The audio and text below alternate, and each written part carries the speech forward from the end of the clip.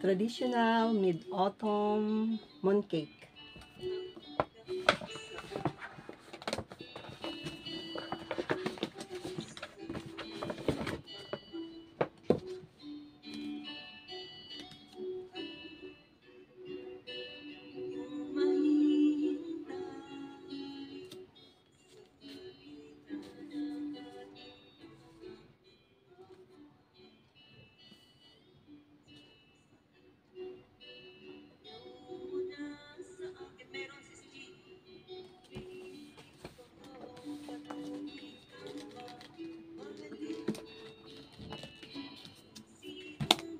Ano ba ito? Ito po yung mid-autumn na traditional po nila dito kapag holiday nila, ano sila ng mooncake. Ang tawag po dito ay mooncake dito sa Hong Kong. Hindi ko mabuksan. Yan, nabubuksan na natin.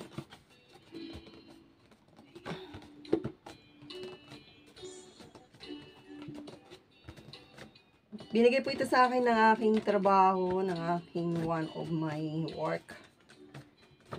Yan. So, ito po yung lagayan niya. Yan.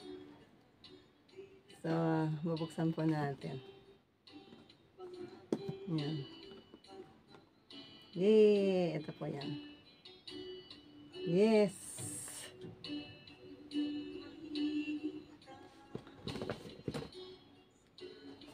Meron po siyang special na mooncake. Ito po ang tawag dito sa na to ay sa cake ay mooncake. So ito yan. So ayan.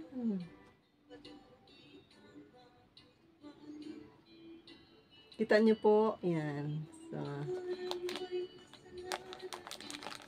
ito po siya.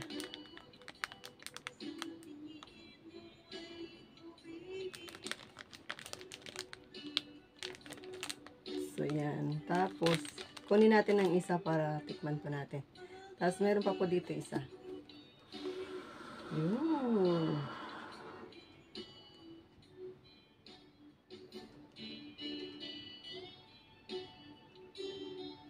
Yan. Ang ganda ng lagayan niya. Shell. So, ating open po yung isa. Ito po siya. Masarap po natin. Ayan. Oops. Ito po siya.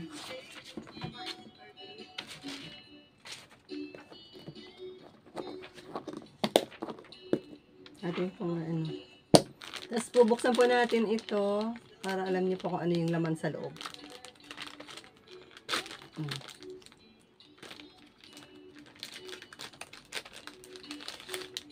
Kaya po siya mooncake. Yan. Yan po yung laman niya. Kaya po siya tinatawag na mooncake kasi mayroon po siyang itlog sa loob. So, ito mo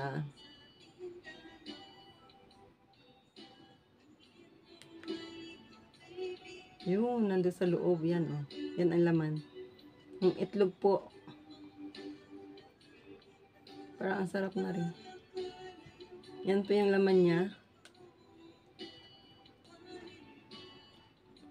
Harap.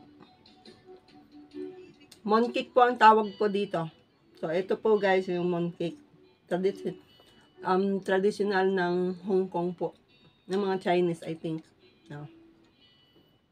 Sarap siya. Ganda ng kanyang lagayan.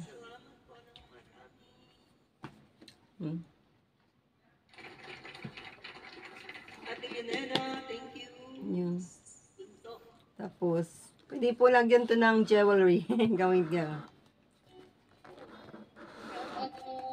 So, ayan ang ating vlog for today. Yan. Thank you po.